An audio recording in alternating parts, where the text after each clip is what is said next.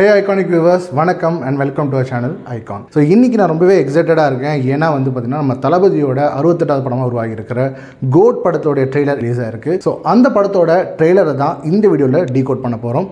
இது Decoding the Goat இந்த channel Icon.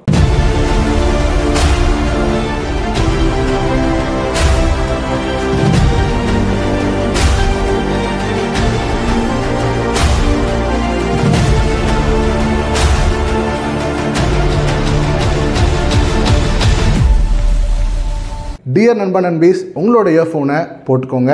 அதே மாதிரி உங்களோட ஃபோனில் ஸ்க்ரீன் பிரைட்னஸை ஏற்றிக்கோங்க அப்படிங்கிற ஒரு டெக்ஸ்ட்டோட தான் இந்த ட்ரெய்லர் ஆரம்பிக்குது. இந்த ட்ரெய்லரோட டியூரேஷன் பார்த்தீங்கன்னா 2 நிமிஷம் 52 செகண்ட். ஆனால் ஆக்சுவல் ட்ரெய்லர் ஸ்டார்ட் ஆனது பார்த்தீங்கன்னா 10வது செகண்டில் தான். அது வரைக்கும் என்ன போச்சு அப்படின்னு கேட்டிங்கன்னா, ஒரே ஒரு குருக்கள் வரார் வழிவிடுங்கோ அப்படிங்கிற மாதிரி அண்ணன் வரார் வழிவிடுன்னு அந்த ட்ரெய்லருக்கே ஒரு டீசர் போச்சு.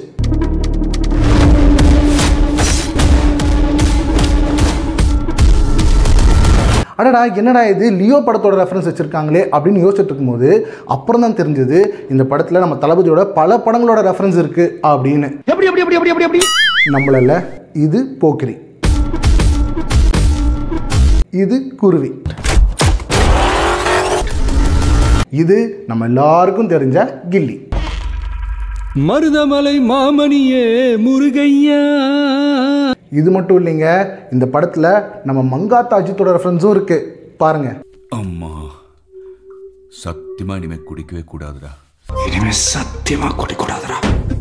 என்னதான் இந்த ட்ரெய்லர் வந்து ரொம்ப ரேசியாக ரொம்ப ஸ்பீடாக செம்மையாக இருந்தாலும் ஆனால் எங்கேயோ ஒரு மூலையில் அட இது நம்ம விவேகம் படம் மாதிரி இருக்கே அப்படின்னு லைட்டாக தோண வைக்குது. Hostage negotiator, field agent, spy.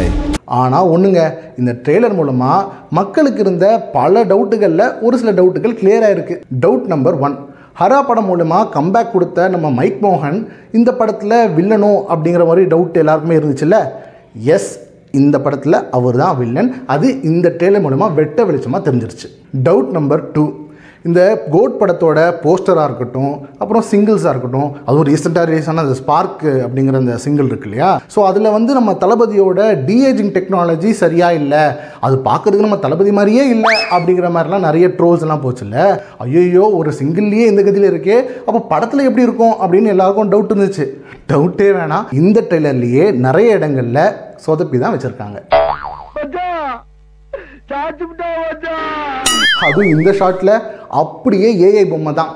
சொல்லு, மற்றபடி நம்ம தளபதியோட ஸ்க்ரீன் பிரசன்ஸாக இருக்கட்டும், ஆக்ஷன் சீக்வன்சஸாக இருக்கட்டும், எல்லாமே மிரட்டல். இந்த ட்ரெய்லரில் top star Prashanth, Prabhudeva master, அப்புறம் நம்ம தளபதி, இவங்க 3 பேரையும் ஒன்றா ஸ்க்ரீனில் பார்க்குறதே ஒரு தனி ஃபீலாக இருக்குங்க. நம்ம பிரசாந்துக்கும் சரி பிரபுதேவா மாஸ்டருக்கும் சரி கண்டிப்பாக ஒரு செம்மையான இம்பார்ட்டன்ட் ரோல் தான் அப்படின்னு நல்லாவே தெரியுது. ஆனால் வந்துட்டு அஜ்மலோட கேரக்டர் மட்டும் லைட்டாக மிஸ்டரியாக இருக்குது. ஏன்னா ட்ரெய்லரில் அவரை பெருசாக காட்டவே இல்லை. அறிவு இருக்கடா அவனுக்கு? எல்லா மிஷனுக்கு ஃபேமிலியோட ஹாலிடேக்கு போவானா? அதுவும் பேங்காக்கு குடும்பத்தோட போவானா? ஒன்று, இந்த படத்தில் அவருக்கு கேரக்டரே கம்மியாக இருக்கணும். அப்படி இல்லைன்னா எதிரிங்க கூட சேர்ந்து சொந்த ஸ்குவாடுக்கே துரோகம் பண்ணுற ட்ரைட்டராக ஒரு ரோலாக இருக்கணும். அதனால தான் சஸ்பென்ஸாக இருக்கட்டுமேன்னு அவரோட கேரக்டரை ட்ரெய்லரில் காட்டலையே என்னமோ இந்த ட்ரெய்லரோட ஆரம்பத்தில் பிரசாந்தோட டைலாக் சொல்லுவார், இனிமேல் உங்களை லீட் பண்ண போகிறது இந்த புது லீடர் தான் அப்படின்னு சொல்லிட்டு. அதை பார்த்த உடனே எனக்கு என்னமோ நம்ம வெங்கட் பிரபு நம்ம தளபதியோட அரசியல் பிரவேசத்தை வச்சு தான் அந்த டைலாகை யோசிச்சிருப்பாரோ அப்படின்னு தோணுச்சு. உங்களை லீட் பண்ண போகிறது ஒரு புது லீடர். 68 international successful operation. அதே டைலாக்ல பிரசாந்த் பேசும்போது இன்னொரு விஷயத்தையும் சொல்லுவார், அதை கவனிச்சிங்களா? அதாவது 68 இன்டர்நேஷனல் சக்ஸஸ்ஃபுல் ஆப்ரேஷன் அப்படின்னு சொல்லுவார். அது என்ன தெரியுமா?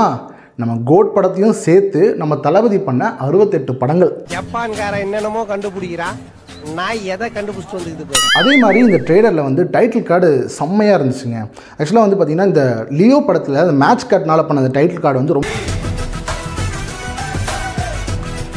ஸோ அதே மாதிரி தான் இந்த படத்தோட டைட்டில் கார்டும் பெருசாக பேசப்படும். ஏன் அப்படின்னா நல்லா நோட் பண்ணி நல்லா ஸ்லோவாக கவனித்து ஸ்லோ மோஷனில் வச்சு பாருங்களேன், உங்களுக்கே தெரியும். நம்ம தளபதி ஆரம்ப காலத்திலிருந்து இப்போ வரைக்கும் அவர் பண்ண படங்கள் எல்லாமே அவரோட கெட்டப்ஸ் எல்லாமே ஒன்று ஒன்று அடுத்தடுத்து வந்து கடைசியில் இந்த கோட் படத்தோட கெட்டப்போட முடியும்.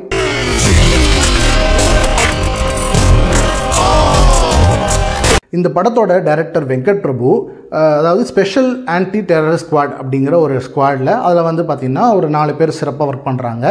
அவங்க அந்த டைமில் பண்ண ஒரு விஷயம் பின்னால் அவங்களுக்கு ஒரு பிரச்சனையாக வந்து நிற்குது. அதை அவங்க 4 பேர் எப்படி சமாளிக்கிறாங்க அப்படிங்கிறது தான் கோட் படத்தோட கதை அப்படின்னு சொல்லியிருந்தார். அதை வச்சும் இப்போ இந்த ட்ரெய்லரை டீகோட் பண்ணதை வச்சும் எங்கள் டீம் இந்த படத்தோட கதை ஒருவேளை இதுவாக தான் இருக்குமோ அப்படின்னு ஒரு யூகத்துக்கு வந்திருக்கும். அது என்னென்னா, சாட்ஸ்னு சொல்லப்படுற ஸ்பெஷல் ஆன்டி டெரர் ஸ்குவாடில் பிரபுதேவா மாஸ்டர், தளபதி, அப்புறம் பிரசாந்த், அப்புறம் அஜ்மல், இந்த 4 பேரும் ஒர்க் பண்ணிகிட்ருக்காங்க. அவங்க எல்லாருமே ஜாலியாக குடி கும்மாளம் கூத்துன்னு ஜாலியாக இருக்காங்க, என்ஜாய் பண்ணிட்டு ஒர்க் பண்ணிட்டு வராங்க. ஸோ அப்போ தான் அந்த விசில் போடு சாங் வருது. இந்த படத்தில் நம்ம தளபதிக்கு பேர் வந்து காந்தி விஜய்க்கு ஒரு அழகான மனைவி இருக்காங்க. அவங்க தான் ஸ்னேகா நிறைய மாத கர்ப்பிணியாக இருக்காங்க. அவங்களும் சரி நம்ம காந்தி விஜயும் சரி ரொம்ப ஹாப்பியாக வாழ்ந்துட்டு வராங்க. அப்போ தான் இந்த சின்ன சின்ன கண்கள் சாங் வருது. சின்ன சின்ன கண்கள் சிரிக்கிறதோ கருவறை மீண்டும் மணக்கிறதோ. அந்த மாண்டாஜ் சாங்லேயே அவங்களுக்கு குழந்தையும் பிறக்குது, அது லைட்டாக கொஞ்சம் வளரவும் செய்யுது. அப்படியே இந்த ஃபேமிலி ரொம்ப ஜாலியாக வாழ்ந்துட்டு வராங்க.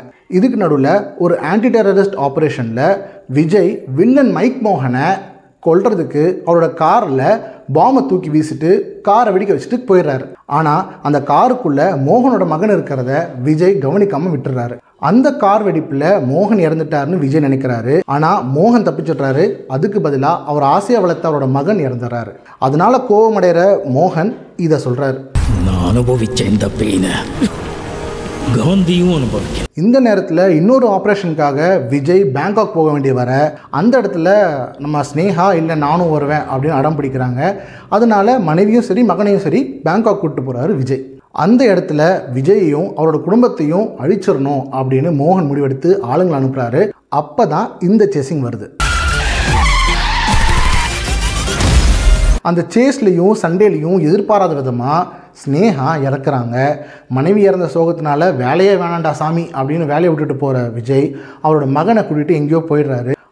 அவரோட மகனை ரொம்ப ஃப்ரெண்ட்லியாக வளர்க்குறாரு. அப்புறம் நல்லா வளர்ந்த இந்த மகன் விஜய் லவ் கிவ்னு சுற்றிட்டு இருக்காரு. அப்போ தான் இந்த ஸ்பார்க் சாங் வருது.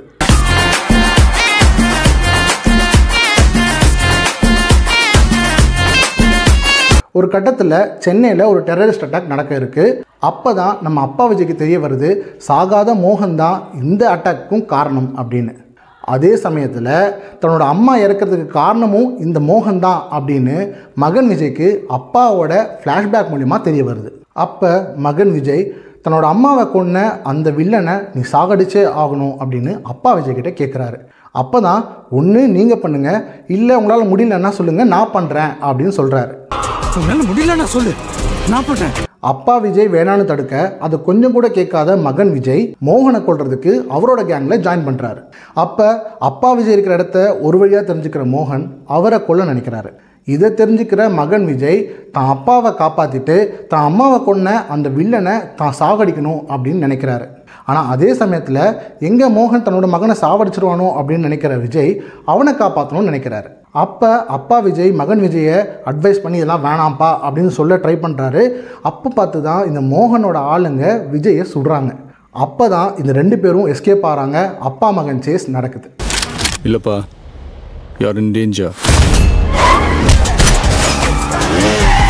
அப்போ தான் சென்னை சிட்டிக்குள்ளே பாம்பு வைக்கிறாரு மோகன். அதை தடுக்கவும் தன்னோட மகனை காப்பாற்றவும் அதே சமயம் அந்த மோகனை அழிக்கவும் தான் மறுபடியும் அந்த ஸ்குவாடில் ஜாயின் பண்ணணும்னு முடிவெடுக்கிறாரு அப்பா விஜய். அதுக்கு தான் வைஜி மகேந்திரன் கிட்ட கேட்குறாரு. அப்போ தான் இது நடக்குது. வயசாயிடுச்சு, ஸ்குவாடை விட்டு போய் பல வருஷம் ஆச்சு, எப்படின்னு யோசிக்கிறீங்களா? எவ்வளோ வயசான என்னையா, a lion is always a lion. மறுபடியும் சாட் ஸ்குவாடில் ஜாயின் பண்ணுற அப்பா விஜய் தன்னோட மகன் மாதிரியே கெட்டப்பை மாற்றிக்கிட்டு மோகனோட இடத்துக்கு அவரை கொல்ல போகிறாரு. ஆனால் வந்திருக்கிறது மகன் விஜய் இல்லை, அப்பா விஜய் அப்படின்னு மோகன் கண்டுபிடிச்சிடுறாரு. அப்போ தான் இந்த சீன் வருது. இது வரைக்கும் நிறைய பேர் காந்தி வேஷம் போட்டு பார்த்துருக்கேன், ஆனால் ஃபார் த ஃபர்ஸ்ட் டைம் காந்தியே வேஷம் போட்டு பார்க்குறேன். அதுக்கப்புறம் என்னாச்சு? அப்பா விஜய் மகன் விஜய் 2 பேரில் யார் மோகனை கொன்னது? இல்லை மோகன் அப்பா விஜய் மகன் விஜய் யாரை கொலை பண்ணார்? அப்புறம் சென்னையில் வச்ச அந்த பாம் என்ன ஆச்சு? விஜய் அவங்களோட ஸ்குவாட் எப்படி அதை தடுத்தாங்க? அப்படிங்கிறது தான் இந்த படத்தோட விறுவிறுப்பான கிளைமேக்ஸ். ஸோ அவ்வளோதாங்க, நம்ம டீம் கணிச்ச இந்த கதை தான் கோட் படத்தோட கதையா அப்படிங்கிறது வர செப்டம்பர் 5ஆம் தேதி நமக்கு கிளியராக தெரிஞ்சிடும். ஸோ அது வரைக்கும் நம்ம வெயிட் பண்ணுவோம். மீண்டும் இன்னொரு வீடியோவில் நான் வந்து உங்களை மீட் பண்ணுறேன். Until then